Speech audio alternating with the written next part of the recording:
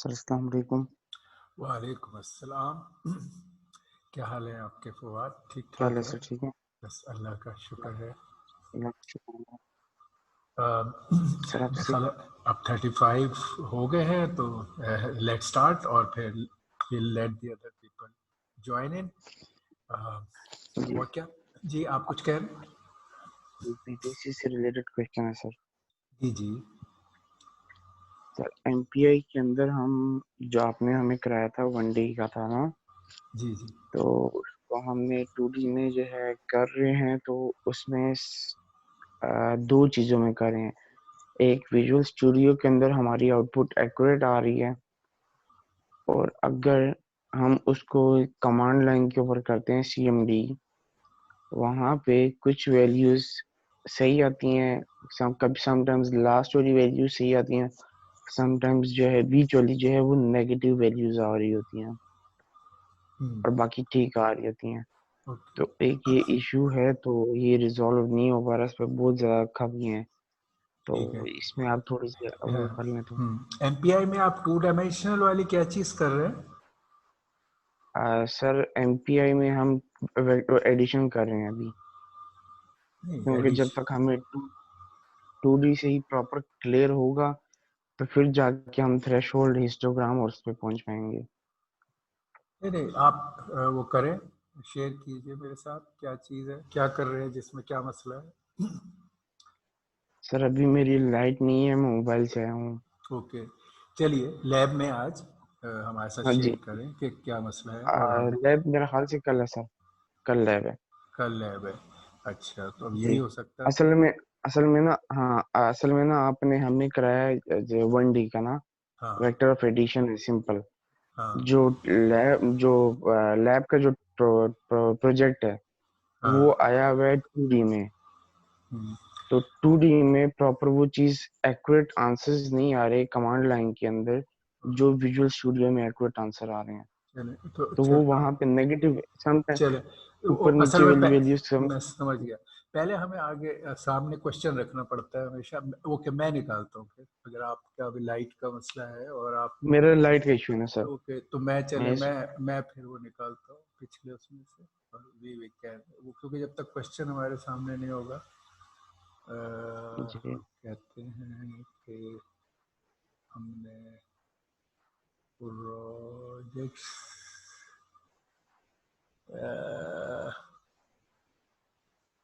पिछले में हमने डिस्कस किया है या इसमें? चले 4 5 6 इसमें होगा, इसमें देख लेते हैं।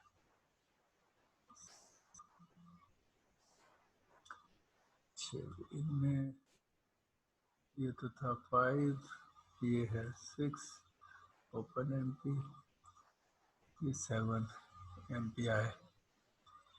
अच्छा, इसमें आप किस उसकी बात कर रहे हैं अभी? Which question you are talking about in your this lab, MPI lab? Sir, ये तो एमपीए लैब का भी नहीं किया सर। हाँ। लैब का हम तब कर पाएंगे जब हमारा 2D प्रॉपर क्लियर होगा। अभी मैं 2D के अंदर एडिशन कर रहा हूँ। जो हमने किया था simple vector of addition 1D का किया था, और मैं अब कर रहा हूँ 2D के अंदर वेक्टर ऑफ एडिशन कर रहा हूँ। जब मेरा 2D, जब वेक्टर ऑफ एडिशन तो सिंपल है ना, बट जब 2D प्रॉपर क्लियर हो जाएगा, तो फिर मैं थ्रेशोल्ड, हिस्टोग्राम और इस चीज पे मैं पहुंच पाऊंगा। तो अब आप क्या प्रॉब्लम आप सॉल्व कर रहे हो? प्रॉब्लम क्या प्रॉब्लम है? Adding of to matrices. The adding of to matrices, ठीक है, इन 2D। बट मेरा जो विजुअल स्टूडियो पे आंसर आ रहा है, वो यार एक्यूरेट आ नहीं, रहा है। देखो, आंसर बाद में आता है, पहले क्वेश्चन आता है। ठीक है, जी जी। पहले क्वेश्चन तो बताओ। अब मैं पहले क्वेश्चन के लिए मैंने ये खोल लिया। अच्छा सर, अब आप कह रहे हो ये भी मैं क्वेश्चन नहीं है, फिर मैंने अब आपको जो एग्जांपल दी वो कह रहे, आप कह रहे हो वो भी नहीं है। तो आपने एग्जांपल दी थी ना, असल जो में वेक्टर ऑफ एडिशन, हाँ, वेक्टर ऑफ एडिशन की। असल में जो 1D और 2D के भी दो मायने, प्रॉब्लम की डायमेंशन और पार्टीशनिंग की डायमेंशन। अब आप 2D किस सेंस में बात कर रहे हो? मैंने आपको पार्टीशनिंग बताई थी और सिखाई थी। जी आपको इसमें मैंने प्रॉब्लम जो दिए हैं, जो ये सारे प्रॉब्लम 2 डायमेंशनल एक प्रॉब्लम है जो आपने की है और अभी भी कर रहे हो और करोगे। अच्छा, ये 2 डायमेंशनल प्रॉब्लम, ये सारे 2 डायमेंशनल प्रॉब्लम है। आप कह रहे हो ना मैं 1 डायमेंशन से 2 डायमेंशन पर आ रहा हूँ, ठीक है? तो अब 2 डायमेंशनल प्रॉब्लम हाँ, में, ये सा- ये सारे 2D हैं, बिल्कुल सब ऐसे ही है। ठीक है, अच्छा। मैं जी, अब उसमें मैंने जो आपको, लैब हाँ, अब मैंने आपको उसमें बताया है कि उसको किस तरह पार्टीशन करना है। तो मैंने इसमें आपको ये भी बताया है कि इसको रो वाइज पार्टीशनिंग करनी है। It is a 2D image जिसको 1D जी, रो वाइज पार्टीशन करके आपने प्रॉब्लम सॉल्व करने हैं। और ये बेसिक प्रॉब्लम्स हैं। ये इसका मकसद जी, यही है कि आपको वो बेसिक चीजें सिखाई जाएं। तो आप ये इसको तो समझो, ये बात समझ रहे हो। एक होती है डायमेंशन ऑफ अ प्रॉब्लम और एक होती है डायमेंशंस ऑफ पार्टीशनिंग। ये चलो अब थोड़ा सा हम इस पे कर लेते हैं, हमने ये किया है पहले। मैं यहाँ पर इसको दोबारा करता हूँ। आप शायद वो मिक्सअप उन चीज़ों को हो सकता है कर रहे हो। ओके, लेट मी यहाँ पे ऐड कर लेते हैं। ये सारे प्रॉब्लम भी और जो दूसरे भी हमने आपको एमपीआई के लिए भी, ओपन एमपी के लिए भी ये बात समझाई और सिखाई कि एक चीज है,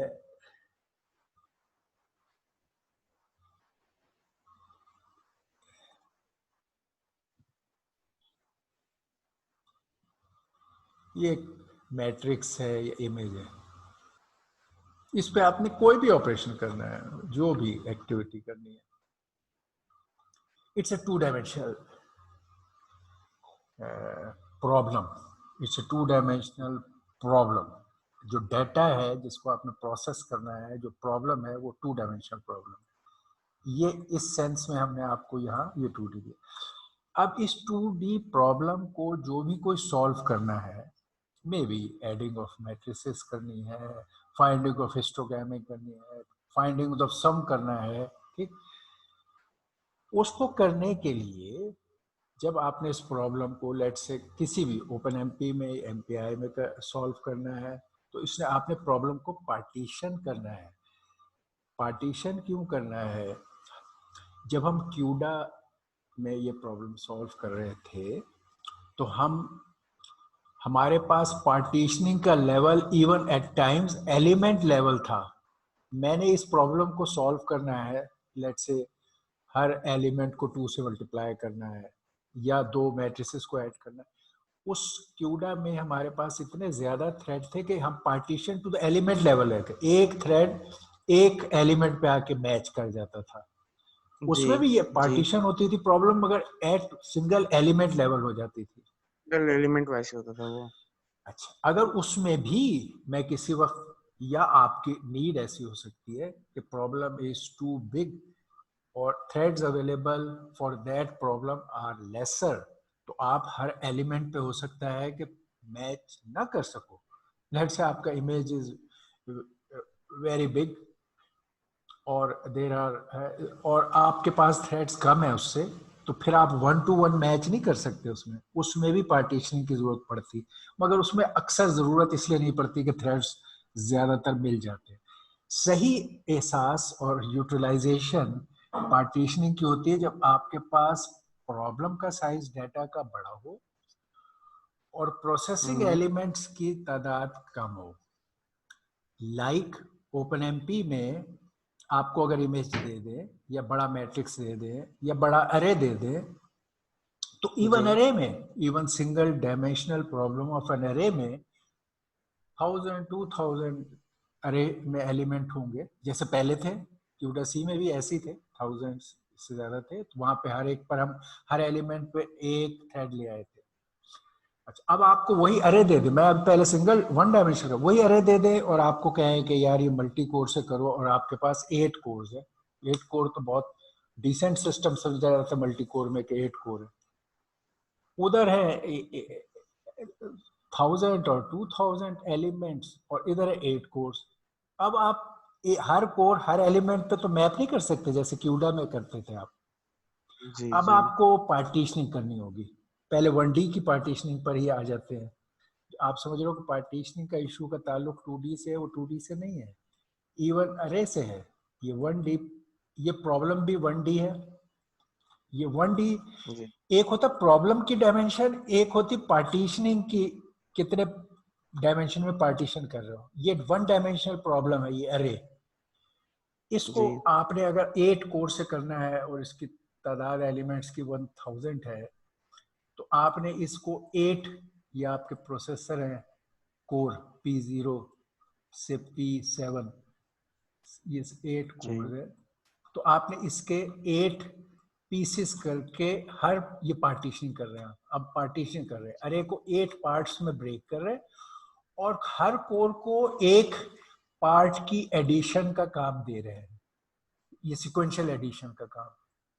ये जी ये 1 डायमेंशनल प्रॉब्लम है। ब्रेकअप पार्टीशनिंग भी 1 dimension, 1 dimensional problem, problem is 1 dimensional, अरे इज 1 डायमेंशनल। पार्टीशनिंग भी आपने इसमें की है 1 dimensional partitioning, 1 dimension let's say x axis में की है या वाई एक्सिस में, डजंट मैटर।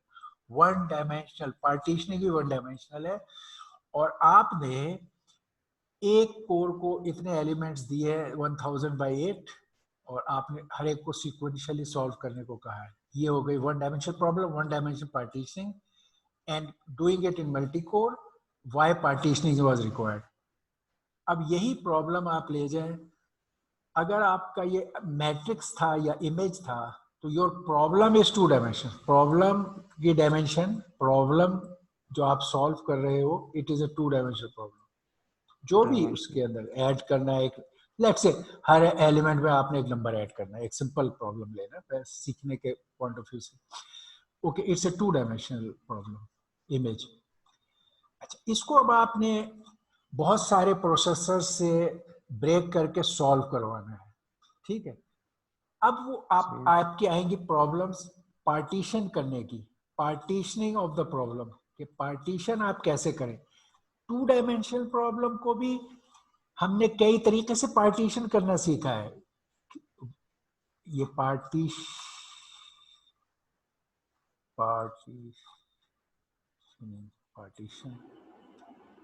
ओके, पार्टीशनिंग के मेथड्स इसको करने के, ये 2 डायमेंशन है, कुछ भी करना है, एडिंग इन ईच नंबर करना है।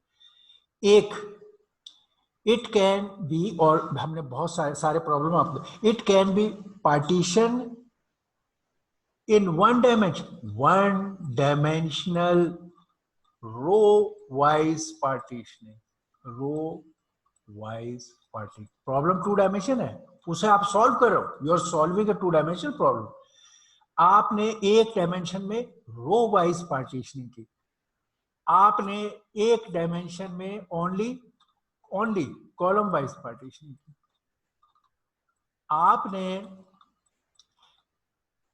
इसकी 2 डायमेंशनल में पार्टीशनिंग की, जिसमें रो एज वेल एज कॉलम की पार्टीशनिंग की, रो प्लस कॉलम पार्टीशनिंग की, पार्टीशन पार्टीशन, समझ।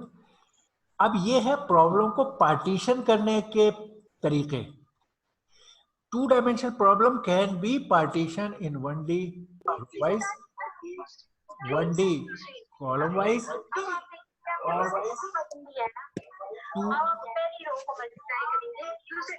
ये किसी के नॉइज है वो कर ले, 2D row and column wise, ठीक है। इसी तरह आगे भी और प्रॉब्लम्स, 3 डायमेंशनल प्रॉब्लम्स, और उनके भी हमने आपको बताया कि तरीके। अब जो आपको दिए जा रहे हैं चीजें, अब अगर एमपीआई, ओपन एमपी के भी हमने आपको बताया, ओपन एमपी में हमने कहा, आपको सिखाया कि अगर आपका लेट्स से मैट्रिक्स मल्टीप्लिकेशन था, अब ओपन एमपी में मैट्रिक्स मल्टीप्लिकेशन में इस मैट्रिक्स का रो, इस मैट्रिक्स की रो इस मैट्रिक्स के कॉलम से डॉट प्रोडक्ट लेती थी, तो प्रोडक्ट मैट्रिक्स का एक एलिमेंट सॉल्व करती थी, ये काम होता था। इसका मतलब एक एलिमेंट पर ये 2 वेक्टर्स आपस में डॉट प्रोडक्ट ले रहे हैं, और इस तरह ये पूरा मैट्रिक्स सी कैलकुलेट हो रहा जी है। इसकी ब्रेकअप में इवन आप तीसरा डायमेंशन ला सकते हैं। एक तो वही जो मैंने जैसे कहा रो वाइज जी पार्टीशन कर सकते हैं, कॉलम वाइज कर सकते हैं, और थर्ड ये वाला जब आप डॉट प्रोडक्ट कर रहे हैं तो थर्ड डायमेंशन लेट से अगर ये एक्स डायमेंशन थी और ये वाई थी तो ये जेड डायमेंशन में इस डॉट प्रोडक्ट को भी ब्रेक कर सकते हैं। तो इट इज एन एग्जाम्पल कि it is A three dimensional problem. Three dimension problem, ये प्रॉब्लम थ्री डायमेंशन में है जिसकी पार्टीशनिंग, इसमें भी पार्टीशनिंग आप 1D की कर सकते हैं, 2D की कर सकते हैं और 3D भी कर सकते हैं क्योंकि थ्री डायमेंशन प्रॉब्लम है। अच्छा। ओके, तो पहले हम ये, काम काम एक ही होगा अगर हाँ हम 1D या 2D 3D वैसे। हाँ ओके, काम एक ही होगा कि हद ये है कि अगर आप बिल्कुल ही पार्टीशन करें, बिल्कुल सिक्वेंशियल प्रोग्राम करें, तब भी काम वही होगा। जब आप ओल्ड टाइम्स में तीन फॉर लूप, फॉर लूप तो तीन फॉर लूप से सिक्वेंशियली ये काम करते थे, तब भी यही काम होता था।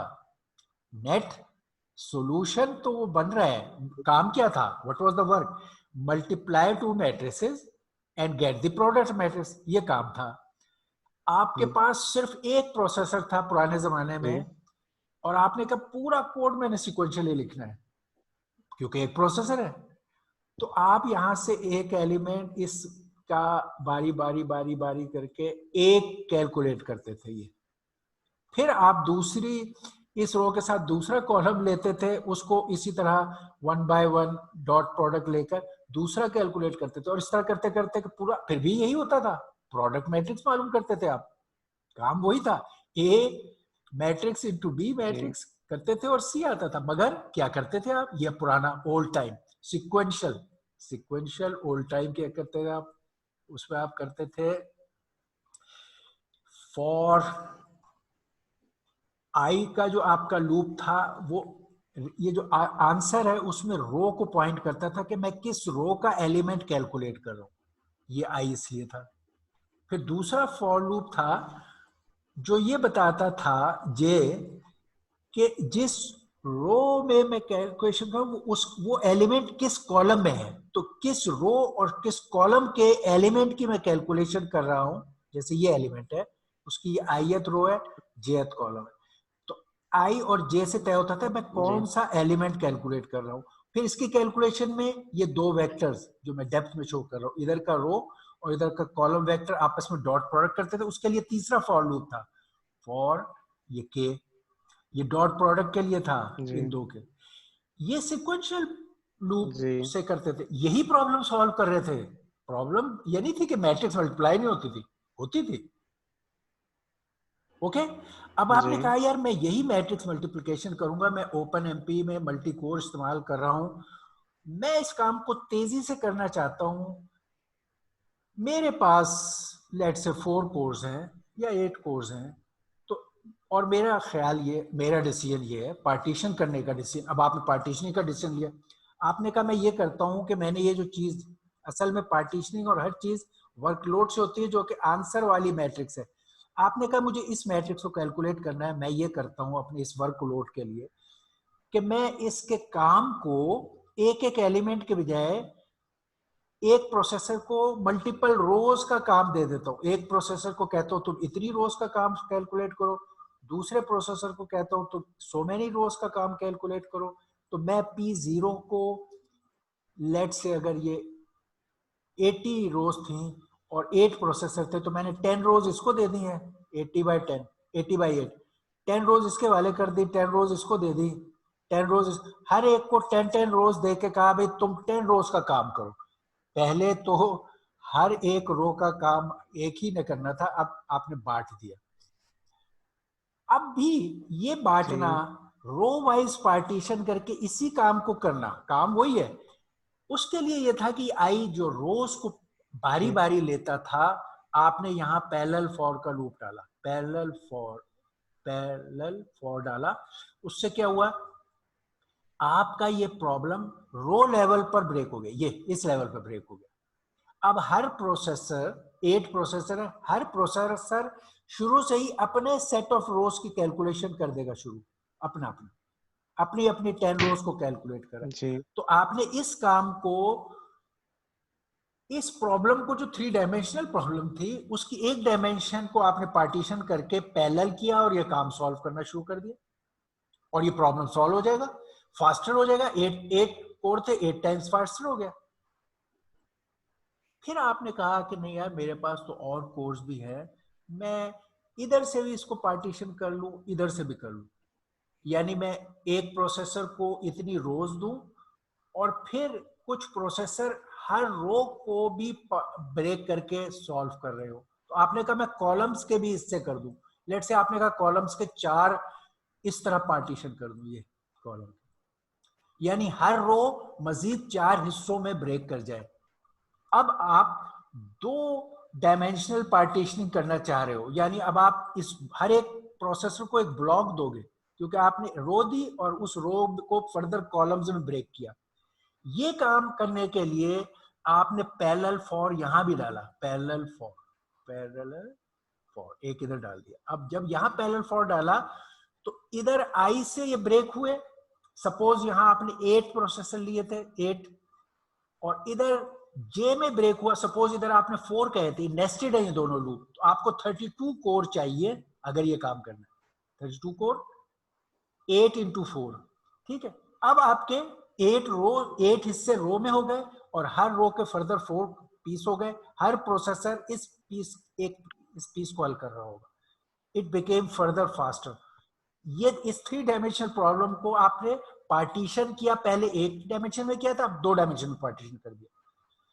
अब अगर आप और चाहते हैं कि यार मैं और भी पार्टीशन करूं, ये जो मैं डॉट प्रोडक्ट इधर कैलकुलेट कर रहा हूं इनकी, इस काम को भी मैं और तोड़ दूं, सपोज आपने कहा इसमें से मैं लेट्स इधर फर्दर 4 पीसेस इसके भी कर दूं, इस काम के जो डॉट प्रोडक्ट लिया जा रहा है तीसरी डायमेंशन में, ये कर ले। आपने यहाँ एक पैरेलल फॉर डाला और उसके साथ फिर 4 की, अब ये नेस्टेड है तो 8 इंटू 4 इंटू 4,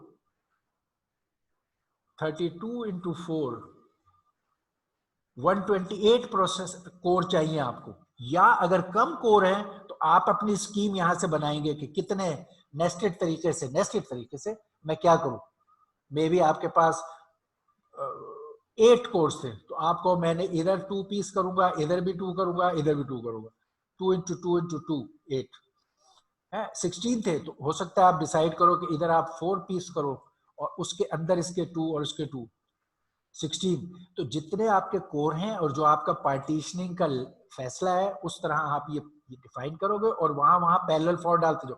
अब तीसरे में अब आप देख लो 3 डायमेंशनल प्रॉब्लम थी, इसकी पार्टीशनिंग आपने 1 डायमेंशनल करने का भी ऑप्शन था, इसकी पार्टीशनिंग 2 डायमेंशन करने का भी ऑप्शन था, इसकी पार्टीशनिंग 3 डायमेंशन करने का भी ऑप्शन। ये बात समझ आई। ये ओपन एमपीआई में भी पार्टीशनिंग के आपके वही आपके पास ऑप्शंस हैं। आपको जो हमने प्रॉब्लम दिए वो ये वाले दिए सारे, कि आपको प्रॉब्लम है 2 डायमेंशन, वन डी ठीक है, 2 डायमेंशन प्रॉब्लम है, उसको आप ये पार्टीशनिंग कीजिए इस 2 डायमेंशनल प्रॉब्लम के, which means row wise partition करके इस 2 डायमेंशनल प्रॉब्लम को आप सॉल्व कीजिए। इसमें क्योंकि इसमें आप हर पीस ट्रांसपोर्ट करना था, अब आप ये आइडेंटिफाई करोगे कि ये पीस कहां से शुरू होता है और इसका क्या साइज है।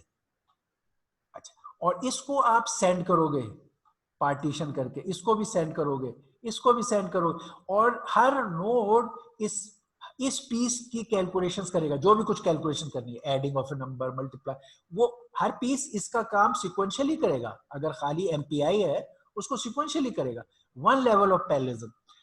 अगर उसके बाद हम चाहेंगे और पैरेललिज्म करें तो हम फिर इस पीस को जो भेजा है जिसका काम सिक्वेंशियली कर रहा है वो हम पैरेलल में ओपनएमपी या क्यूडा से करवा सकते हैं। ये जो अभी हर पार्टीशन जो भेज रहे हैं आप, वो जो आप करवा रहे थे उसको आप फर्दर पैरेलल करने के लिए ये तरीके इख्तियार करेंगे। तो अभी आपको जो सारे प्रॉब्लम दिए हैं वो ये दिए हैं कि आपकी 1 डायमेंशन प्रॉब्लम है, उसको 1 डायमेंशन में पार्टीशन किया, और 2 डायमेंशनल प्रॉब्लम है और उसको आपने 1 डायमेंशन में रो वाइज पार्टीशन किया, जो कि 1 common basic way of partition था। और इसका हमने सेकंड लेवल आपको पार्टीशनिंग की बजाय पैरेललिज्म का बताया कि अगर आपको फिर फर्दर लेवल चाहिए तो उस जगह जाके आप फिर इसकी वहां करें, वहां फिर लेट्स से इसकी फर्दर पार्टीशनिंग आप वहां ओपन एमपी से, लेट्स आपको ये रोज आपने पूरा पार्टीशन भेज दिया, आप चाहते हो नहीं यार मैं वहां पर इसको हर, जैसे मैंने पहले किया था, मैं इस पार्ट को करने के लिए इसके फर्दर हिस्से करूं या कॉलम वाइज करूं, चलो ये हिस्से के पार्टीशन करना चाहते हैं, वहां पर जब आप ये जाए वहां आप ओपन एमपी से इसके कॉलम की पार्टीशन कर दें, ठीक, तो सेकेंड लेवल ले ले, वहां आपके पास वो है क्यूडा जीपीयू, तो आप हर एलिमेंट लेवल की पार्टीशन कर लें। तो हमने उसमें आपको ये बताया कि इधर से आप 1D पार्टीशन करके सेंड करें, क्योंकि सेंडिंग रिसीविंग का ओवरहेड ज्यादा होता है और आपको आइडेंटिफाई करना, पार्टीशन का भी एस्पेक्ट हैंडल करना है, तो ये काम करके और आप नेक्स्ट लेवल ऑफ प्रोसेसिंग से पार्टीशनिंग इस्तेमाल करें ऑन द डेस्टिनेशन, वहां पर ओपन एमपी या वहां पे क्यूडा इस्तेमाल करके, ये आपको प्रॉब्लम बताए और सिखाए। अब इसमें ये है, अब सारे प्रॉब्लम जो आप प्रैक्टिस करना चाहते हो, यहां करना चाहते हो, वो इन लाइंस पे गौर करो, ये सारे इस लाइंस पे है। आप चाहो तो ये आप कहो नहीं मैं फोर वे हिस्टोग्रामिंग या थ्रेशोल्डिंग इज नॉट, आप कह रहे हो कि मैं पहले ये सीख लूं, फिर ये पहले वाली चीजें थी, thresholding and thresholding is a इस मोस्ट पुराना इजी ही है इजी बेसिक थिंग। जी। इसी तरह ब्राइटनेस कंट्रोल का मतलब है adding of A number in an element, thresholding का मतलब है रिप्लेसिंग ए नंबर, ठीक है ना। तो ये कोई एडवांस प्रॉब्लम्स नहीं है कि पहले आपको आसान प्रॉब्लम कर लो तो फिर ये मुश्किल वाले करो, they are the easiest one, करो इन्हें और इनके मसाइल हल करना सीखो, और दे आर इजी। इस 2 डायमेंशनल प्रॉब्लम है, उनको 1 डायमेंशन में रो वाइज पार्टीशन करके आप नोट्स पे भेजोगे, उन नोट्स पे फिर सेकंड लेवल में आप जो कंबाइन करने का हमने आपको लेवल सिखाया है, combining with open MP, combining with CUDA, तो फिर वहां पर फर्दर आप उसकी ब्रेकअप्स करोगे। यहाँ तो अभी हमने आपको बड़ा सिंपल कहा है 1D row wise, as far as MPI concern इस लेवल की पार्टीशनिंग कर रहे हैं, इसको हैंडल करना सीखो, ठीक है, फिर वहां पे जाके उसके फर्दर पीसेस करना सीखो। जी जी जी फजल, आप कुछ कह रहे हैं? सर मुझे इसी के लिए क्वेश्चन है कि हमने ये 1D में तो किया था सर, मैं 2D में जब कर रहा हूँ, मैंने सेंड किए हैं वही वैल्यू जिस तरह आपने कहा है किसी 1 रो कॉलम में 1 रो पार्टीशन में करने इस तरह किया। उसने मुझे क्या किया सर, वहाँ पे वैल्यू उसने दे दी है मुझे मतलब मैट्रिक की जो पहली दे दी है, सेकंड नहीं दी और थर्ड नहीं दी और फोर्थ वाली दे दी है, क्योंकि मैंने 2x2 का लिया। एक सेकेंड, आपने 2D इसमें किया है ओपन एमपी में, ये जो मैंने ये बताया नहीं ओपन एमपी नहीं, ओपन एमपी में नहीं, एमपीआई में। एमपीआई में लास्ट टाइम एमपीआई में मैंने आपको फर्स्ट लेवल पे 2D कहाँ दिया है या कहाँ सिखाया है या कहाँ बात की है? मैंने फर्स्ट लेवल पे एमपीआई में 2D ना आपसे डिस्कस किया, ना आपको असाइन, मैंने बताया कि उसके ये ऑप्शंस है, मगर उन ऑप्शंस के क्या क्या तरीके हैं और कैसे कैसे करने हैं उसका तो मैंने आपको ना बताया, ना सवाल दिया, ना पूछा, ना सिखाया। सर मैं खुद इसी पे ही था कि मैंने देखा है असाइनमेंट में लिखा हुआ है कि मैट्रिक का रो वाइज था, ये आपने मिस कर दिया तो ना, ये 1D रो वाइज मेरा ये है सर, ये हाँ? एमपीआई का है सर। इसमें लास्ट में आप देखें क्वेश्चन नंबर 3, इसमें लिखा हुआ है ए लिखा है 128 मल्टीप्लाई 512, मतलब के 512 मतलब के ये रो है हमारा 128 और जो कॉलम है वो है 512। जी जी, तो इसकी तो ये मैट्रिक ही बनेगी, ये मैंने आपसे पूछना था, ये 2D नहीं होगा सर। अच्छा, एक तो इत्तेफाक से 2 पार्ट, एक तो ये कि इसका आंसर मैट्रिक्स नहीं बनेगा और आपने जो प्रॉब्लम पार्टीशन करनी होती है वो टास्क होता है जो आपने अचीव करना है, ये अभी भी मैं आपको बता रहा था और ये आप लोग अच्छी तरह समझ लो। एक तो ये आपके कमेंट को मैं एड्रेस करता हूँ। दूसरे, अगर बनती, इस केस में नहीं बनती लेकिन सपोज मैट्रिक्स बनती, तो matrix would be the task. फिर आप समझो ये 2D है, चलो यहां बनेगी, इतनी मुश्किल से आप ढूंढ रहे हो, ये तो शुरू से ही 2D है ना, वहां जाकर ढूंढने की क्या जरूरत है, पहले से ही 2D है, ये भी 2D है, तो यहां ढूंढ रहे हो, ये इत्तेफाक से ये इट इज 1D। ये मैं आपको बताऊंगा कि 1D क्यों है, मगर चलो आप 2D ढूंढ रहे थे ना, तो ये 2D है, ये भी 2D है। 2D problem, 2D task, partitioning की dimension 1D row wise partition करके प्रॉब्लम सॉल्व करो जो कि 2D है। यहाँ 2D थी, ये 1D प्रॉब्लम है। ये 1D प्रॉब्लम क्यों है मैं आपको अलग बताता हूँ। आप ये पहले समझ गए कि प्रॉब्लम के एक डायमेंशन होते हैं कि भाई ये आपका इमेज है, इसको सॉल्व करो, इस इमेज के हर एलिमेंट में एक नंबर ऐड करना, ये काम है। It's a 2D problem. Problem 2 dimensional है। अब आपने के पास प्रोसेसर है जिनको आपने टास्क को बांटना है। वो बांटने के लिए इस प्रॉब्लम के जो आप हिस्से करोगे उसको पार्टीशनिंग कहते हैं। आपने कहा मेरे पास 4 प्रोसेसर है, ठीक है, तो मैं इस टास्क को जो मुझे करना है कि इसकी पार्टीशनिंग या हिस्से किस तरह करूं, ये पार्टीशनिंग है। क्योंकि मेरे पास प्रोसेसर कम है, ये हजारों एलिमेंट्स की इमेज है, मैंने 4 उससे करने, कैसे करूं? वो 4 से करने के कई तरीके हैं। एक, इस प्रॉब्लम को पार्टीशन करें 1 डायमेंशन में, रो वाइज 4 हिस्से कर दें और हर प्रोसेसर को एक हिस्सा दे दें। यहां से यहां तक के एलिमेंट्स में कांस्टेंट ऐड करने का काम प्रोसेसर 0 को दे दें। इधर से शुरू करके और यहां तक के एलिमेंट्स का काम प्रोसेसर 1 को दे दें, प्रोसेस 2। आपने इस 2D प्रॉब्लम को सॉल्व किया है। 4 जो प्रोसेसर थे प्रॉब्लम को पार्टीशन किया है 1 डायमेंशन में और सॉल्व कर लिया पैरेलल में। दूसरा, अब इसी प्रॉब्लम को देखते रहो।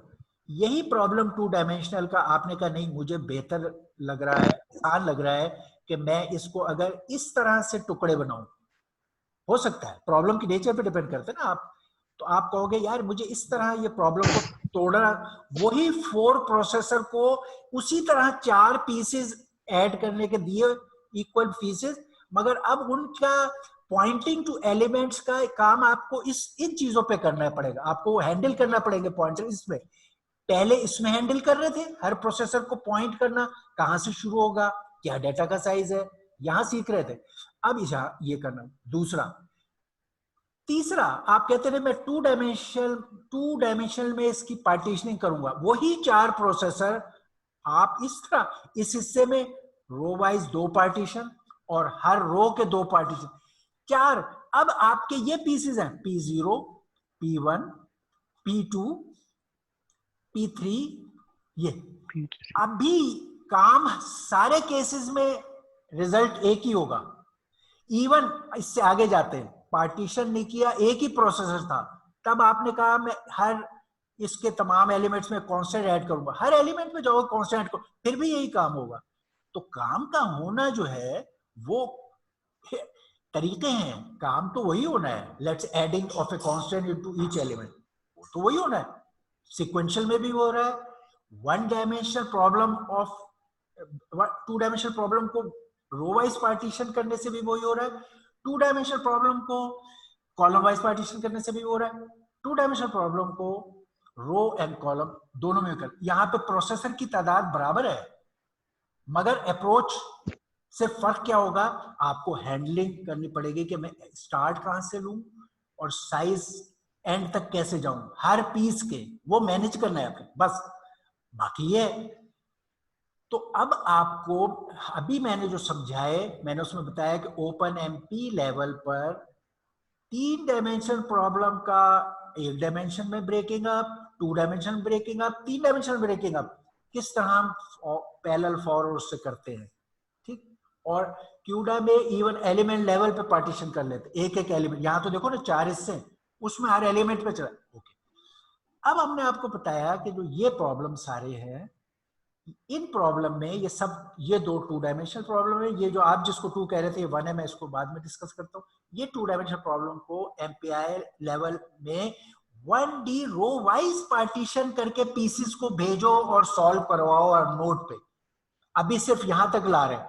अब उस नोट पे जाके हम आपको आगे जब कंबाइन करोगे इसको ओपन एमपी के साथ, तो हम उस नोट पे आपको कहेंगे ऑलराइट, अब आप वहां पहुंच गए हो, इस पार्टीशन को सॉल्व कर रहे हो, ये आपने 4 हिस्से बना लिए थे। अब ये जो एक हिस्सा वहां लेके गए हो, इसको अब ओपन एमपी से या क्यूडासी से फर्दर पार्ट पैरेलल करके वहां पे इसको सॉल्व करो।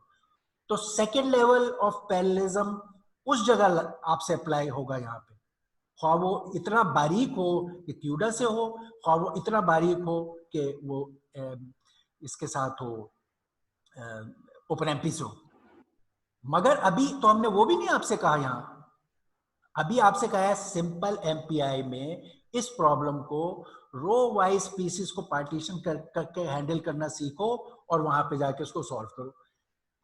ये अब इसके लिए इससे सिंपल और कोई, इनके नाम बड़े बड़े हैं बट इससे सिंपल कोई एग्जाम्पल नहीं है।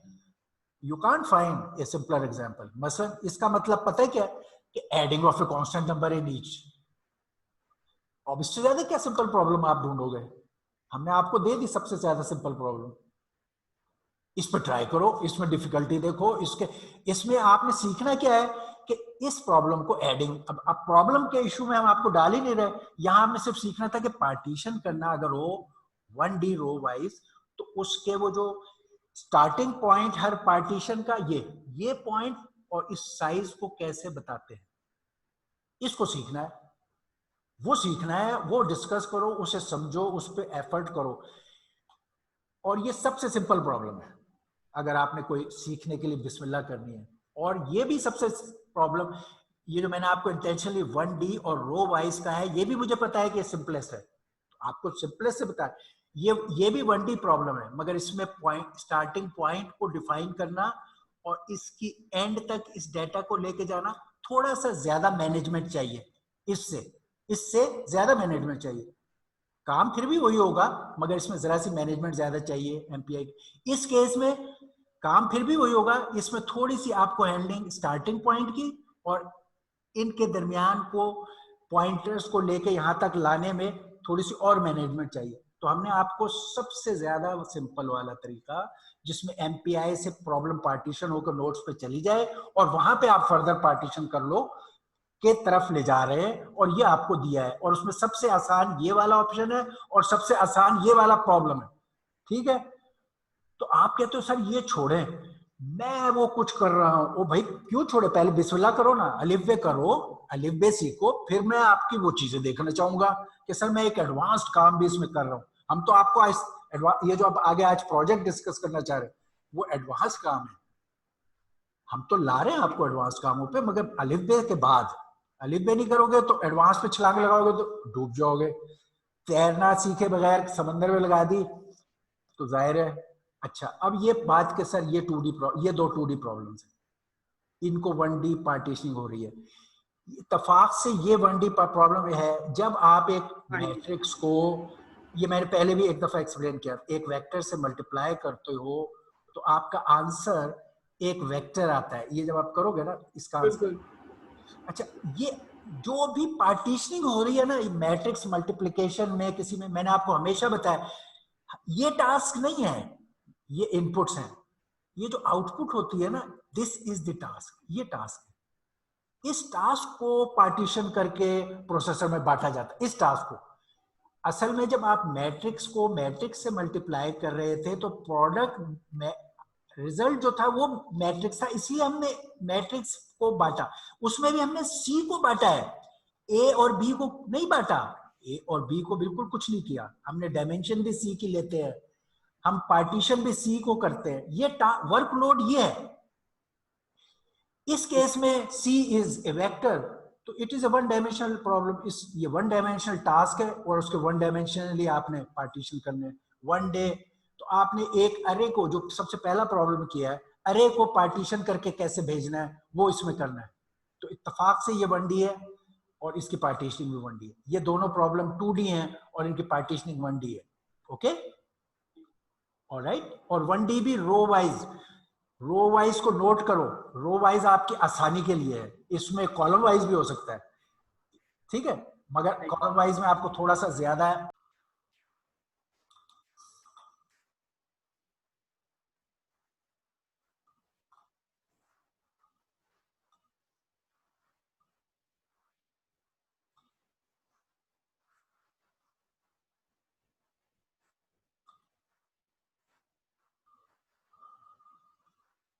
Okay, alright, any question on this part now? ये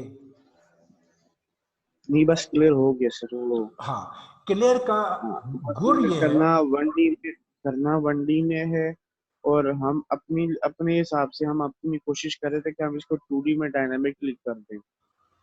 अच्छा, फिर ये तो गुर है। बस वो जिस तरह हम आपको ग्रो करा रहे हैं ना, हम बड़ा सोच समझ के प्लान करके करा रहे हैं, हम ऐसे रैंडमली कहीं से हमने नहीं पकड़े हुए प्रॉब्लम, जी ना ही जी कोई जी सर। असाइनमेंट।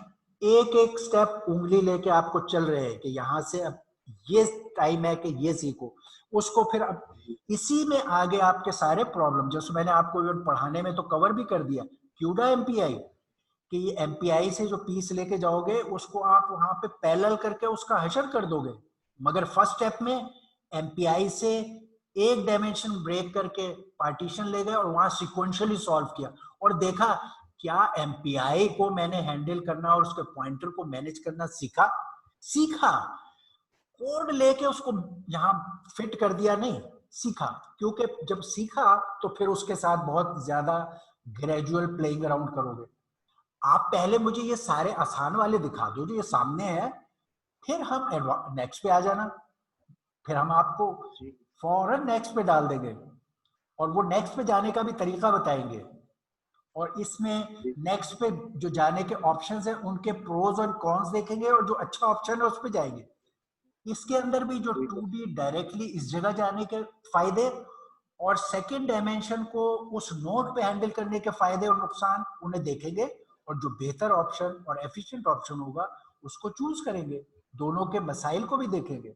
मगर पहले की पॉइंट है अलिफ बे पे पहले सीखे, फिर जी सर। आखिर में क्या होता है हमजा, समझ आ गई।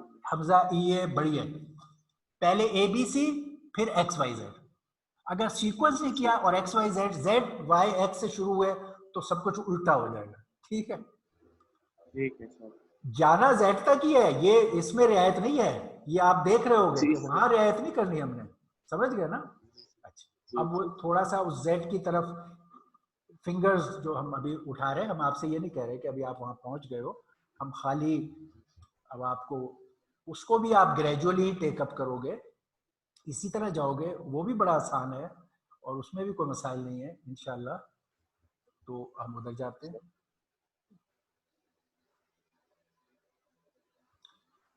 अच्छा, ये हो गया इसका। अच्छा, हम ये आप कह रहे थे कि आप लोग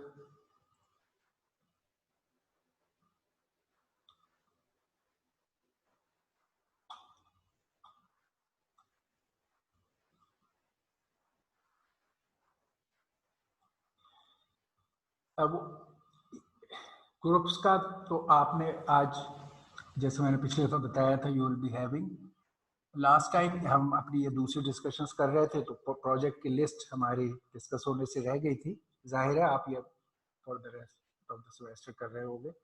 तो वो जो ग्रुप्स हैं आपके, अब वो हमें ये चीज़ें प्रोजेक्ट की शक्ल में दिखाएंगे और ग्रेजुअली इस पर हम काम करेंगे। ये इसमें अब आपको अप्लाई करने के लिए इसमें अगरचे बेस पे वही सारे कॉन्सेप्ट्स हैं और चीज़ें हैं जो हमने आपको इन पिछले प्रोजेक्ट्स में काफ़ी डिटेल से करवाई हैं। There is nothing much beyond it.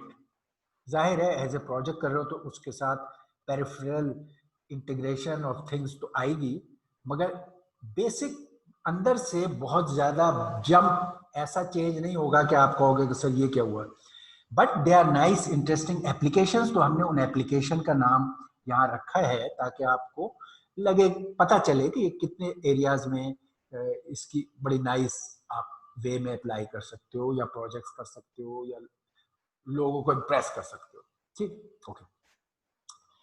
एक virus pattern detection and it's elimination, इसका आप सिस्टम बना सकते हो। अब ये सारे सिस्टम मैं कह रहा हूं जो हाई परफॉर्मेंस सिस्टम्स हैं।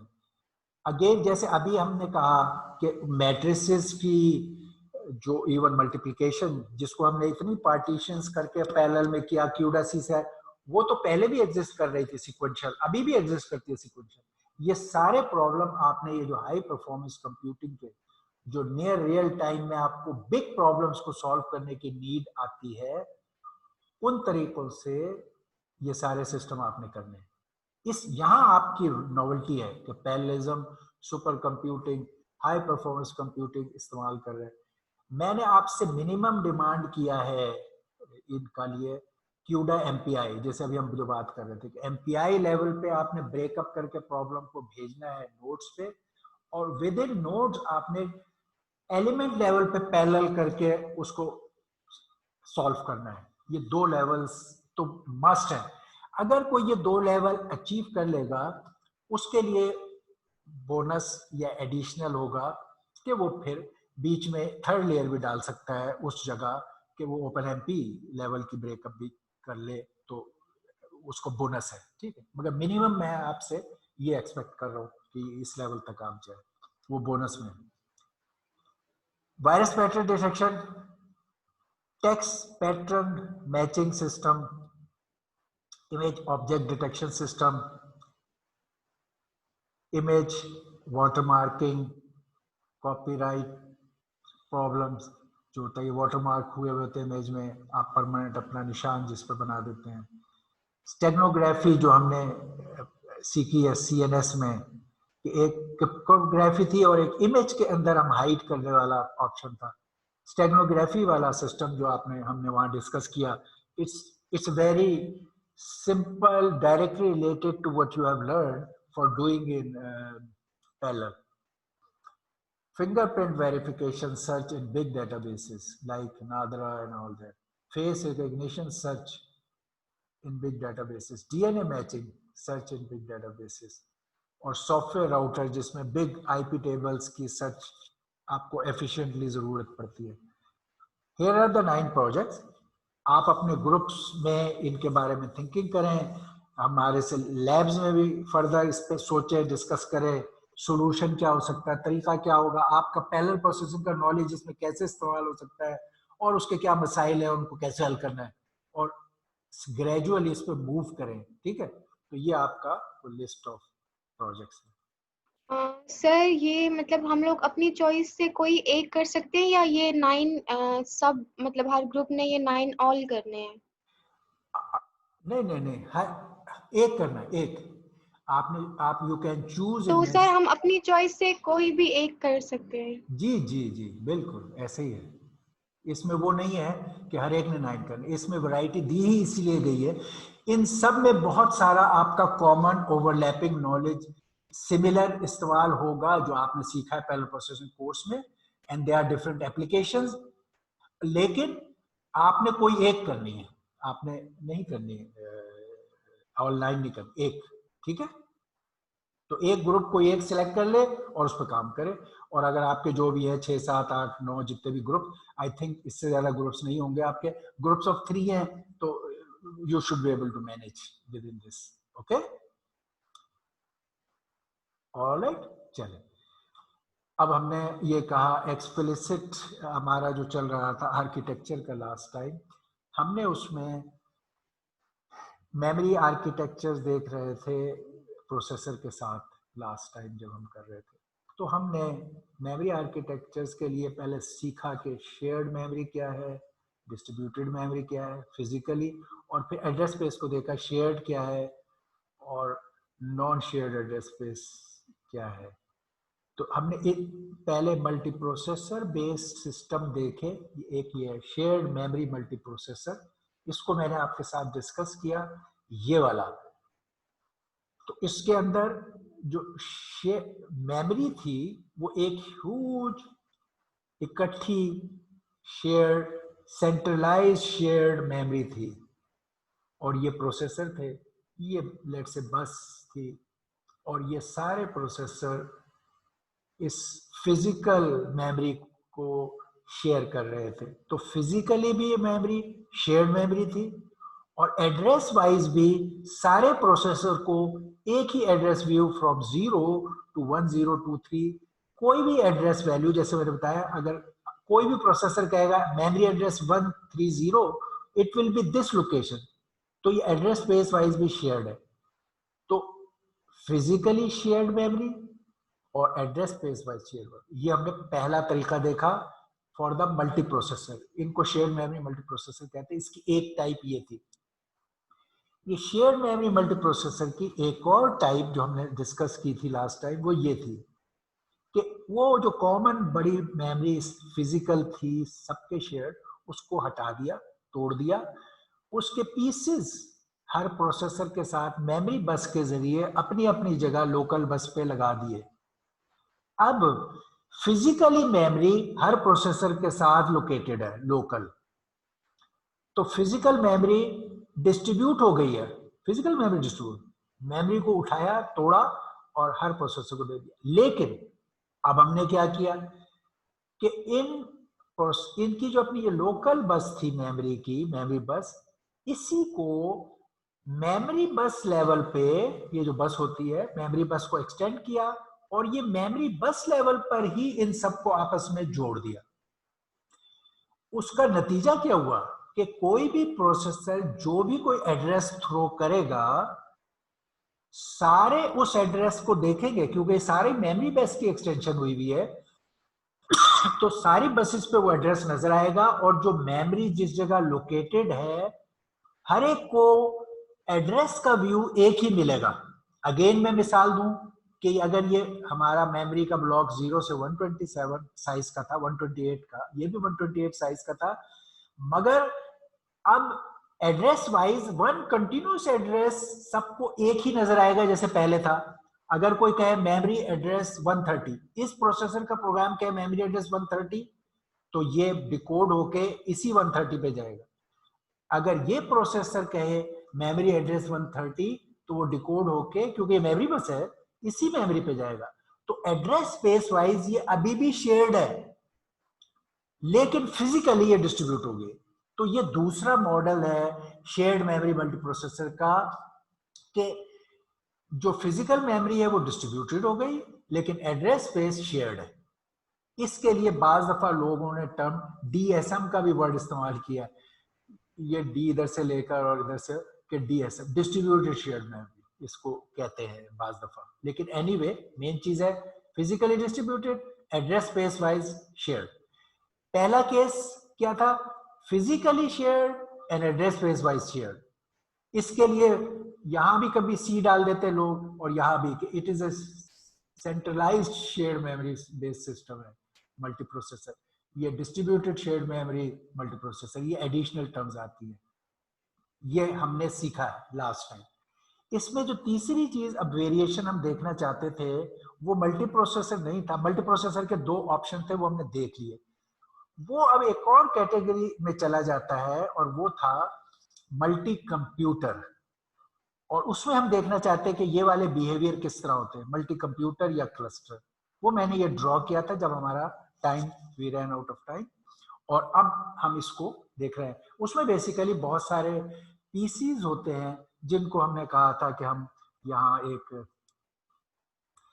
लैन या ऐसी, ये होता है हमारा लैन स्विच, ये स्विच है, लैन स्विच,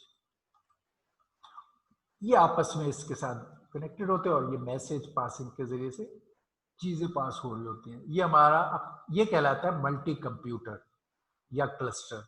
इसकी हम इंटरनल उस किस्म की अरेंजमेंट जो हमने यहाँ सीखी कि मेमोरी, फिजिकल मेमोरी और एड्रेस स्पेस की क्या सिचुएशन होती है इसमें, उसको हम देखना चाह रहे थे जब हम रुके। इसके अंदर उसकी क्या अरेंजमेंट है वो हम यहाँ बना लेते हैं। ये हमारा, अब हम जा रहे हैं मल्टी कंप्यूटर पे। मल्टी, इसका नाम मल्टी प्रोसेसर नहीं है, वो मल्टी प्रोसेसर थे दोनों, इसको कहते हैं मल्टी कंप्यूटर। इसमें बहुत सारे कंप्यूटिंग नोड को जोड़ा, मल्टी कंप्यूटर। हम कह रहे हैं हर नोड में से सिंगल प्रोसेसर भी हो, लेकिन वो आपस में लैन स्विच मैसेज पासिंग के जरिए जुड़े हुए हैं। ये मल्टी कंप्यूटर है। इन्हीं के लिए वर्ड क्लस्टर भी इस्तेमाल होता है, क्लस्टर भी इन्हीं को कहते हैं, क्लस्टर सिस्टम। ओके, अच्छा, इसके अंदर की अरेंजमेंट क्या है, ये वो हम देख रहे हैं। हर प्रोसेसर का जो बॉक्स है उसके अंदर क्या है। अंदर में अगेन एक तो प्रोसेसर है जो पहले था P0, इसके अंदर P0 वाली चीज वैसे ही है, इसमें भी है, ये P1, ये P1 P, और ये चलते जाए, और ये PI और मे बी Pi-1 आखिरी जो नोड है Pn-1 n नोड का अगर है, और हमने कहा 8 नोड है तो मे बी के हम इसको P7 कहते हैं अगर ये 8 नोड क्लस्टर सिस्टम है। अच्छा, ये उसके बाहर ये है असल में पीसी, ये हम उसके अंदर अब आए हुए। P0 इज इस प्रोसेसर, इसके साथ भी उसी तरह अपनी मेमोरी बस है। अब तो ये कंप्यूटर है, इसकी अपनी मेमोरी बस है, उसके साथ उसी तरह जैसे पीछे हमने अभी देखा सेकंड एग्जांपल, उसमें मेमोरी का ब्लॉक लगा हुआ है, मे बी उसको हम मेमोरी, बल्कि चलो ये हम कह सकते हैं ये थोड़ा सा लिखने में, यहाँ हमने लिखा था M0 M1 M2, ओके हम यहाँ लिख सकते थे, यहाँ लिख देते हैं कि फिजिकली क्योंकि डिस्ट्रीब्यूट हो गए, ये M0 M को हम DM0 भी कह सकते थे, यहाँ DM0 DM1 डिस्ट्रीब्यूटेड है, DM0 it was our choice, हमने उस वक्त इस्तेमाल नहीं किया। ओके, ये फिजिकली डिस्ट्रीब्यूट होने को मैं कह रहा हूँ डिस्ट्रीब्यूटेड मेमोरी। अच्छा ठीक है, यहाँ भी उसी तरह ये मेमोरी के पीसेस हर एक नोड के अपने अंदर है, तो हम इसको डिस्ट्रीब्यूटेड ही कहेंगे, ये डिस्ट्रीब्यूटेड मेमोरी 0 या M0 आप कहें, आपकी मर्जी है, मगर it is a physically distributed, हर एक के साथ अपनी अपनी मेमोरी है। M1 और इसी तरह DMI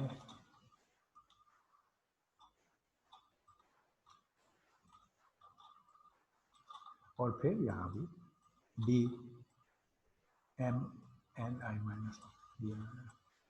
इस केस में भी वो डिस्ट्रीब्यूटेड ही चली है, हर नोड पे है, अलग है।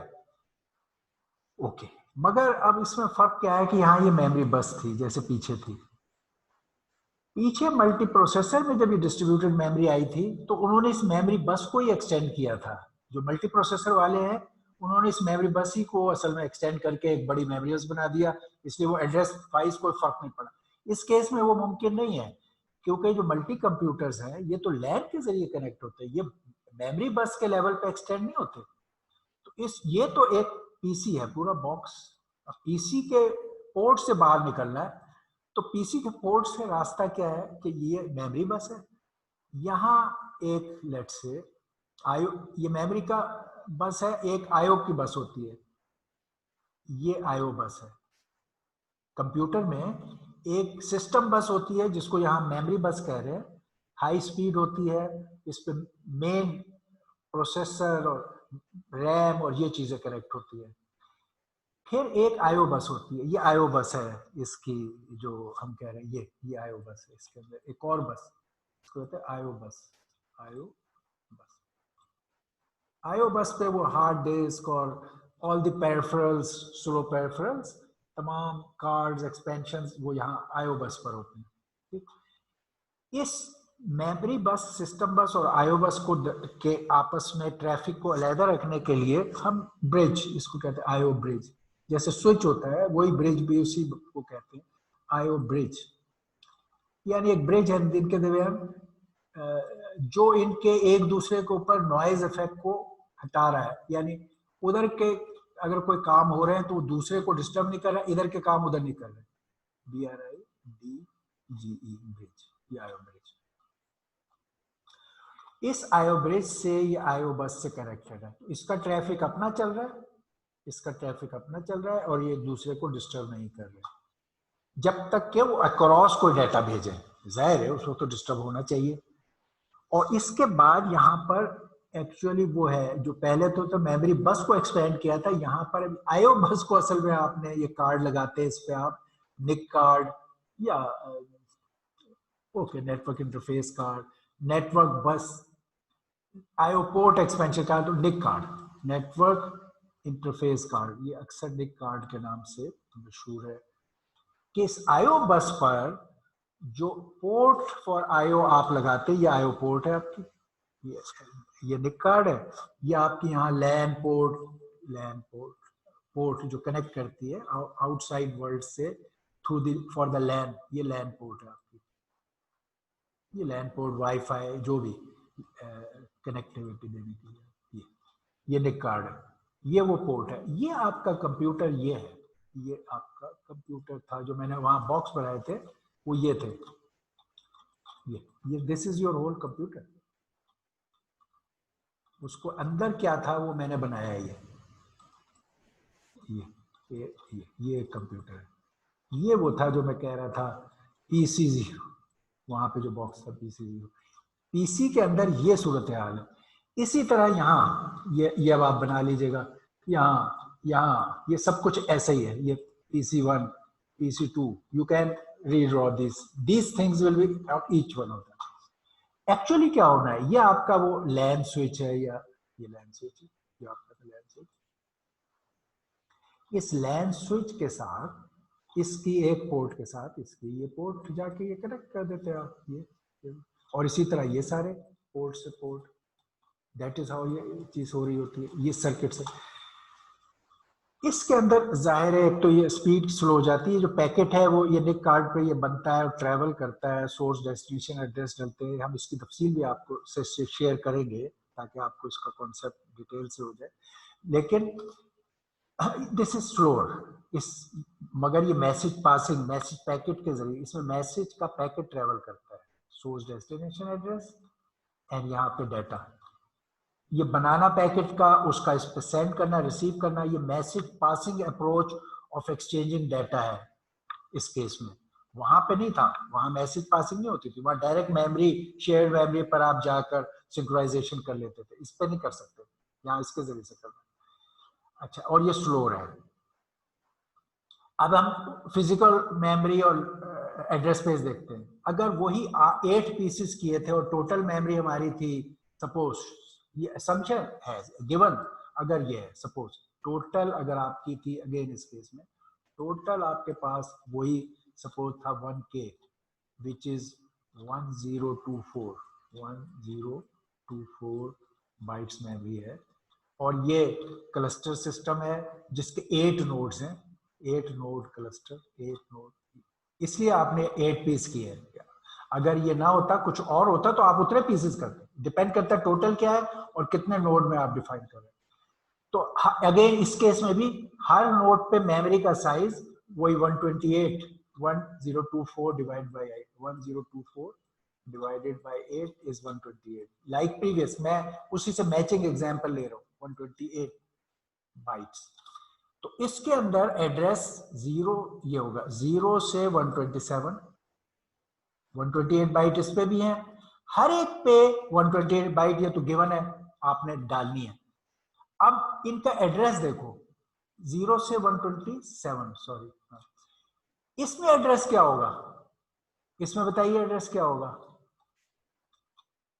जी, बताइए इस वाले में एड्रेस क्या होगा?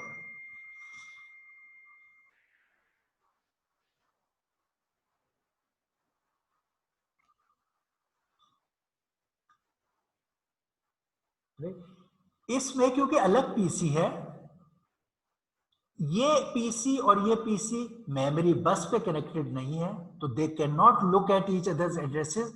इसका भी एड्रेस अपना ही होगा, सेपरेट होगा, और 0 से लेट से 0 से 127। ये भी एक इंडिपेंडेंट पीसी है, इसका एड्रेस फिर 0 से 127, और ये चीज जारी रहेगी, ये जारी रहेगी लास्ट तक 0 to, अगरचे इट हैज टोटल, अगर हम कहें total sum of these memories is 1024, मगर हर एक का एड्रेस अपना इंडिपेंडेंट सेपरेट 10 0 से 127 होगा। ये पीसी है, ओके। अब क्या हुआ, इसकी फिजिकल मेमोरी की क्या सूरत हाल है? फिजिकल मेमोरी की कॉन्फ़िगरेशन क्या है? फिजिकल एम की कॉन्फ़िगरेशन बताइए। डिस्ट्रीब्यूटेड है, क्योंकि फिजिकल मेमोरी हर एक पर डिस्ट्रीब्यूट हो गई है कॉन्फ़िगरेशन, तो इट इज डिस्ट्रीब्यूटेड मेमोरी। अच्छा जी, अब एड्रेस स्पेस, लॉजिकल मेमोरी का मतलब होता है address space. Address space wise क्या सूरत हाल है? एड्रेस स्पेस वाइज क्या है? शेयर्ड है या नॉन शेयर्ड है? नॉन शेयर्ड है, क्योंकि पिछलों में तो हर प्रोसेसर को एक ही एड्रेस स्पेस नजर आता था। अगर यहाँ टोटल मेमोरी 1024 थी और ये 130 था तो हर एक के लिए ये 130 था। Now there is no memory as 130। अगर किसी ने ये मेमोरी, लेट से हमारे पुराने टाइम में ये 130 थी, अब अगर किसी प्रोसेसर ने ये मेमोरी, इसके लिए तो है कोई मेमोरी नंबर 3 में भी 0 से अगर वो था, ये 3 मेमोरी है, इसके लिए तो एड्रेस स्पेस 3 है। बाकी सब के लिए भी ये 130 एड्रेस स्पेस कुछ नहीं है। बाकी सब कहेंगे प्रोसेसर 1 की मेमोरी नंबर 3। अगर इस प्रोसेसर ने इस मेमोरी से कुछ काम करना है तो ये एक मैसेज भेजेगा प्रोसेसर 1 को कि तुम अपनी मेमोरी 3 पे ये काम करो। इसी तरह ये प्रोसेसर भी इसको भेजेगा।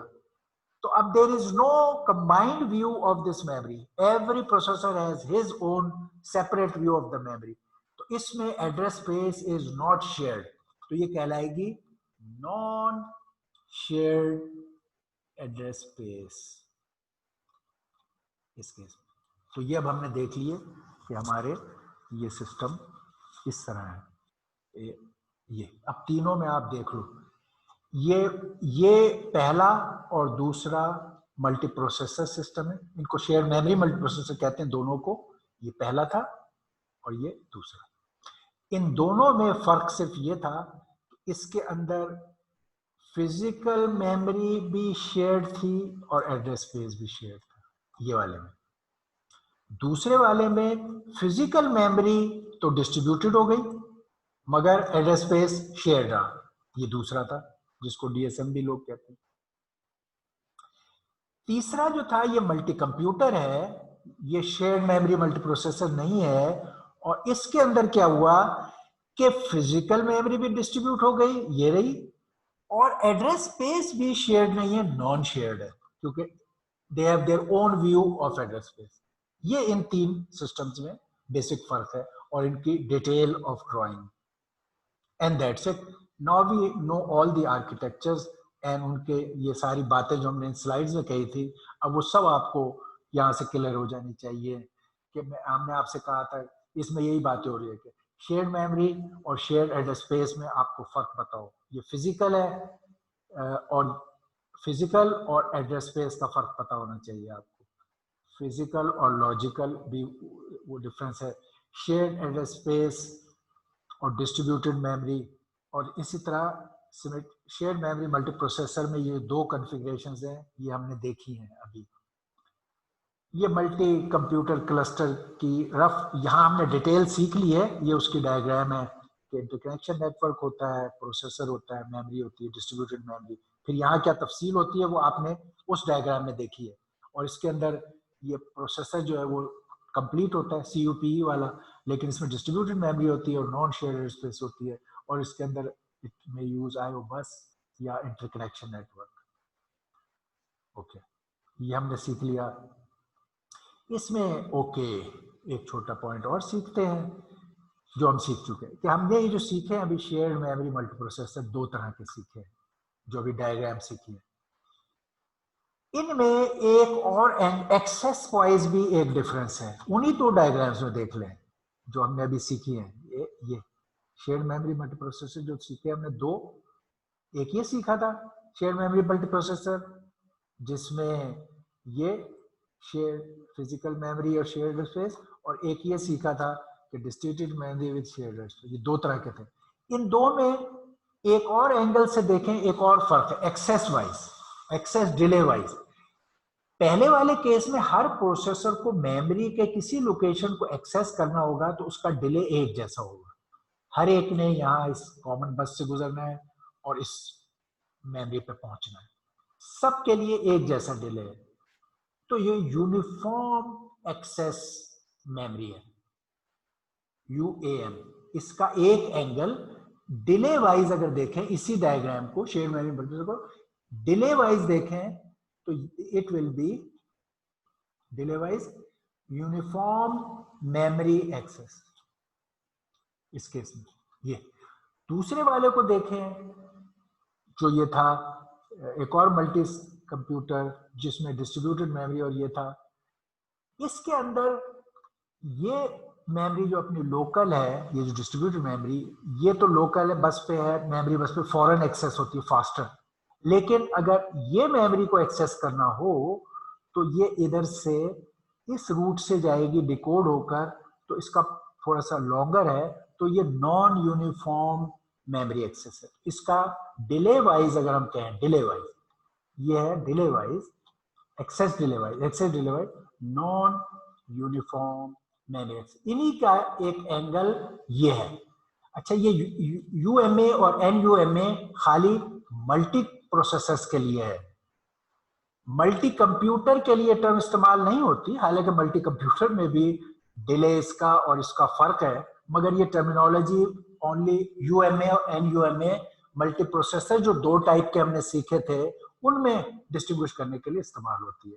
तो ये वो डायग्राम है आगे कि यहाँ हमने बताया यूएमए नॉन एमए, और यूएमए में ये चीज थी जो हमने सीखी है, नॉन यूएमए में ये चीज थी जो हमने सीखी है, और इनकी ये डायग्राम्स यहाँ बना दी कि ये प्रोसेसर के साथ ये सारी मेमोरीज एक उस पर इकट्ठी होती थी, ये एक लोकल होती है और एक एक्सटेंशन से जाती है, तो ये एनयूएमए। फिर कुछ अब हमने तकरीबन जो broad crux of the things हैं इन डिटेल जिनको हम देख रहे थे वो हमने कर लिए। अब इस एरिया में बहुत सारी टर्म्स इस्तेमाल होती है, बहुत सारे वैरायटी ऑफ सिस्टम्स आपको नजर आएंगे। Now you can easily categorise them, अच्छा अच्छा ये है, ये वो है, तो हम उन टर्म्स को भी अब देख लेते हैं और समझ लेते हैं। एक तो ये टर्म आपको नजर आएगी, symmetric multiprocessor. Symmetric multiprocessor SMP, ये आजकल जो आपके तमाम जो सिंपल मल्टी कोर सिस्टम है, डेस्कटॉप सिस्टम्स या अदर्स लैपटॉप जो सिंपल मल्टी कोर सिस्टम्स है, उन्होंने ये किया है कि यही जो अभी आपने सीखा कि भाई शेयर्ड मेमोरी वाला सिस्टम जो अभी सीखा है, आपने अभी सीखा है ये शेयर्ड मेमोरी सिस्टम, ये वही शेयर्ड मेमोरी सिस्टम्स है, centralised physical shared memory, address space पर शेयर्ड मेमोरी जो अभी आपने सीखा है, ये वो बना हुआ है। प्रोसेसर्स है, मेमोरी है, या मेमोरी उसी साइड पे बना दी है, ये दूसरी साइड पे हमने पहले बनाई थी, एक साइड पे भी बन सकती है, डजंट मैटर, बस है। मगर अगर इंटरकनेक्शन नेटवर्क, जनरली हम कहते हैं it can be any interconnection network. अगर ये नेटवर्क बस है, क्योंकि ये जो सिस्टम हमारे हैं लैपटॉप वगैरह पे मल्टी कोर, ये छोटे सिस्टम है और इन पर हम कॉस्ट ज्यादा नहीं खर्च कर सकते, और इनके ऊपर बस हम अफोर्ड कर सकते हैं कि स्पीड हैंडल कर ले, तो ये बस बेस्ड होते हैं, इन पे ज्यादा पावरफुल इंटरकनेक्शन नेटवर्क नहीं लगे होते। तो ऐसे shared memory, shared address space system जिनमें इंटरकनेक्शन नेटवर्क बस है, उसको एसएमपी कहते हैं, and they are our common laptop multi core system, common multi core system जो हमारे सबके पास है, क्योंकि इनमें बस होती है इंटरकनेक्शन के लिए। अदरवाइज ये शेयर्ड मेमोरी सिस्टम्स है, मल्टी प्रोसेसर है, तो इनके लिए एक खास वर्ड कि सिमेट्रिकल एक्चुअली तो ये है कि प्रोसेसर एक जैसे हैं, सिमेट्री तो ये है प्रोसेसर एक जैसे हैं, मगर साथ में ये बस भी इस्तेमाल होती है, इसलिए एसएमपी की ये स्ट्रक्चर है। वर्ड एसएमपी का मायने ये है। ये समरी है उन बातों की जो आपने सब सीख ली है। ये देखो, shared memory, shared address space, CSM, symmetrical multiprocessor, UMA, ये तीनों बातें, distributed memory, shared address space, ये वाला डीएसएम का वर्ड, और न्यूमा मल्टीप्रोसेसर, और ये DM with NSA multi computer. तो ये हमने सब डिटेल में अब देखा है और आपको सिखाया है। ये समरी है। एक एस्पेक्ट रह गया, मैसेज, डेटा को एक्सचेंज करने और आपस में सिंक्रोनाइज करने। प्रोसेसर्स को जब वो पैरेलल में काम करते हैं तो उन्हें जो एक दूसरे को डेटा भेजना पड़ता है या एक दूसरे के साथ सिंक्रोनाइज होना पड़ता है, उसके भी कुछ ऑप्शंस हैं। एक है कि वो they do it through the shared data, और एक ऑप्शन है they do it through the message passing. आप समझ सकते हो कि वो जो पहले दोनों मल्टीप्रोसेसर के केसेस थे वो शेयर डेटा वाले हैं, कि उनके अंदर एक कॉमन मेमोरी होती है, उसके जरिए से हम डाटा एक्सचेंज और सिंक्रोनाइजेशन करते हैं। यानी अगर अगर उनमें कोई सिंक्रोनाइजेशन करनी है, ये वो सिस्टम है आपका जो हमने डिस्कस किया है। से इसमें जब सिंक्रोनाइजेशन करनी होती है या डाटा को शेयर करना होता है, तो देखें किसी अरे के मुख्तलिफ हिस्सों को एक्सेस करना है, डाटा को शेयर करना है, तो डायरेक्टली इसको वो एक्सेस करेंगे, ठीक है। अगर कोई सिंक्रोनाइजेशन करनी है तो यहाँ एक फ्लैग बना देंगे, या वो जैसा एटॉमिक ऐड और लॉक अनलॉक का मैकेनिज्म बना देंगे, ठीक है। या ये सम का कॉमन वेरिएबल यहाँ होगा या फ्लैग होगा, सिंक्रोनाइजेशन करना है। When this processor finishes a job, it sets a flag. When this processor finishes a job, it unsets a flag. Lock, unlock, setting of a flag, synchronization आपस में एक दूसरे को कोई बात कहनी है तो वो ये शेयर्ड डाटा के जरिए से करते हैं। डाटा आपस में एक्सचेंज करना है तो ये नहीं करता कि ये इसको मैसेज भेजेगा पैकेट, नहीं, ये इसको कहेगा okay you use my data, okay ये यूज कर लेगा, ये डायरेक्टली इसके डाटा को एक्सेस कर लेगा, ये इसके डाटा को एक्सेस कर लेगा। तो डाटा को एक्सचेंज करना या डाटा की सिंक्रोनाइजेशन करना, ये दोनों बातें शेयर डाटा से हो जाती है इनमें। लेकिन जो ये मॉडल था क्लस्टर वाला, इसमें मैसेज पासिंग के बगैर नहीं हो सकती। कोई भी सिंक्रोनाइजेशन करनी है तो मैसेज भेजो, okay stop, start, acknowledge, start, ये सब मैसेज से होती है। ये मैसेज पासिंग का मॉडल फॉलो करते हैं। तो ये हमने यहाँ पे बात की है कि कुछ तरीके डाटा शेयर मॉडल इस्तेमाल करते हैं जो कि शेयर्ड मेमोरी मल्टी प्रोसेसर का अप्रोच है, और कुछ मैसेज पासिंग मॉडल इस्तेमाल करते हैं जो कि क्लस्टर की अप्रोच है। इनमें जाहिर है कि जो ये वाला है शेयर डाटा वाला, ये फास्टर है क्योंकि उसी जगह इसे पैकेट बनाना, पैकेट को भेजना और ये सारे काम नहीं करना पड़ते, तो ये इसका ओवरहेड कम है, तो ये फास्टर है। मगर जाहिर है ज्यादा स्केलेबल नहीं है, ये बहुत ज्यादा तादाद के लिए काम नहीं आ सकता। जबकि जो दूसरा ये वाला मॉडल है ये स्लोर है, पैकेट बनाता है, भेजता है, उसका ओवरहेड होता है, मगर ये बहुत बड़े सिस्टम बनाने में काम आता है। ये इनका फर्क है। Maybe terminology he continue with the terminology thing। अब हमने ये तकरीबन इनके तीनों पार्ट कर लिए हैं। हमने जो चीजें डाटा एक्सचेंज वाला पार्ट था वो भी अब खत्म हो गया, अब टर्मिनोलॉजी वाले पार्ट हैं। क्या क्या क्लस्टर की डोमेन में ओल्ड टाइम में जब क्लस्टर बना तो इसका कॉन्सेप्ट इसी से बना। एक बीओवुल्फ प्रोजेक्ट हुआ, नासा ने किया ओल्ड टाइम में, और उन्होंने कहा कि यार ये जो ordinary commodity low and cost की कंप्यूटर्स हैं, अगर हम इनको नॉर्मल कमोडिटी नेटवर्क कर दें तो हम इससे बहुत बड़ा पावरफुल सिस्टम बना सकते हैं। ये उसका स्टार्ट था।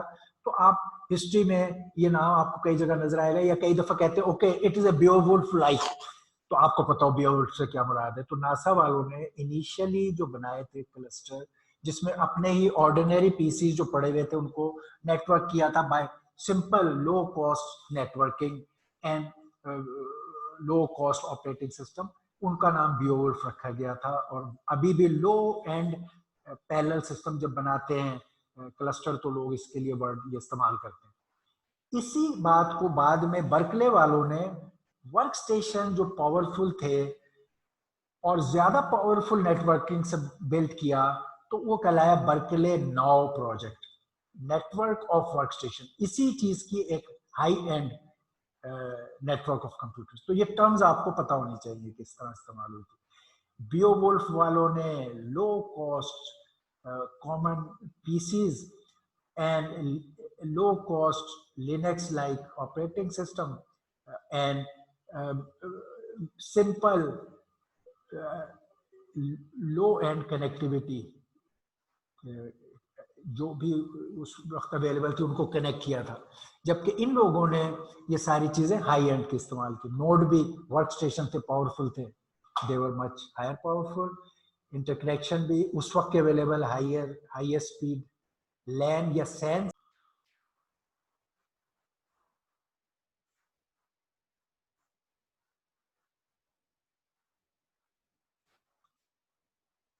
ओके, हम थोड़ा सा सैन भी देखेंगे कि लैन ही की तरह सैन होती है, फास्टर लैन, वो लगाई।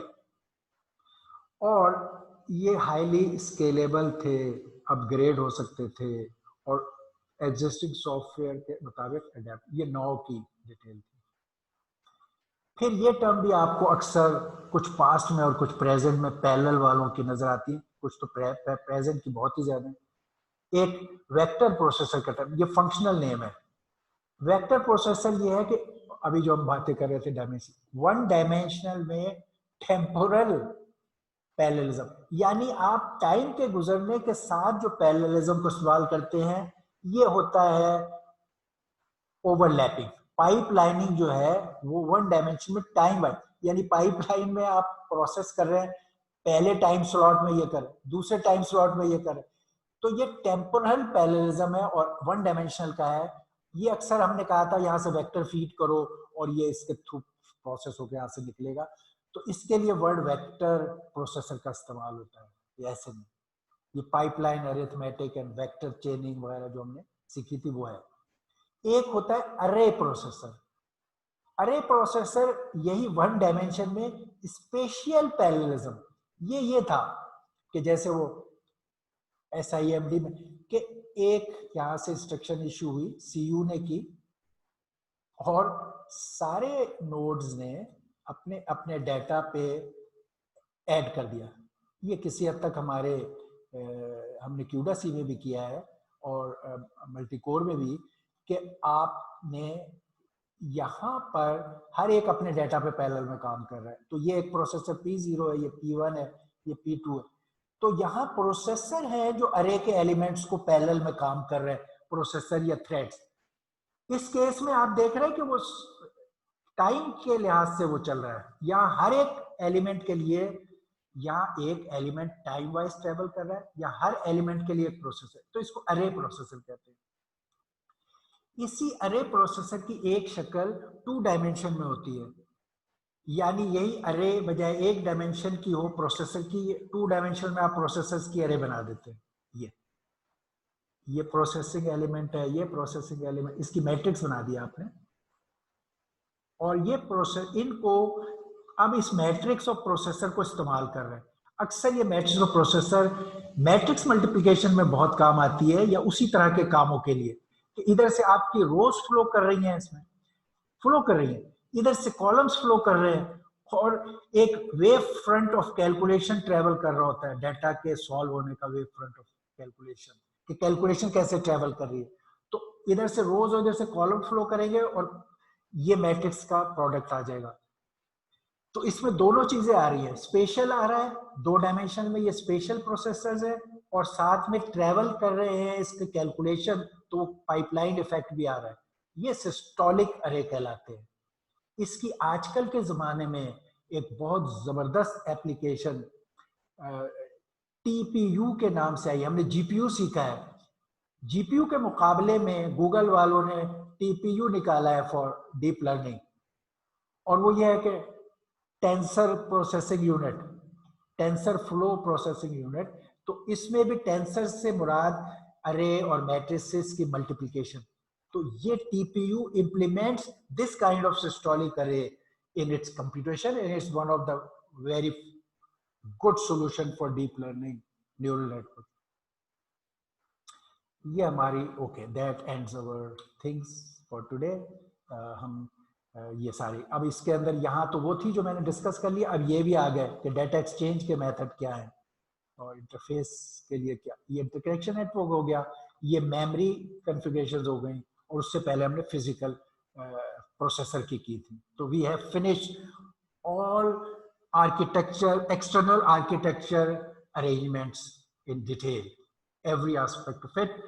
नेक्स्ट टाइम से हम इनकी प्रॉब्लम सॉल्व करेंगे। एक्सपेक्ट पैरेलल आर्किटेक्चर की हम तीनों कैटेगरीज में एक एक प्रॉब्लम सॉल्व करेंगे, और हम देखेंगे कि हम उसको क्वांटिफाई कैसे कर सकते हैं इनके बिहेवियर या परफॉर्मेंस को।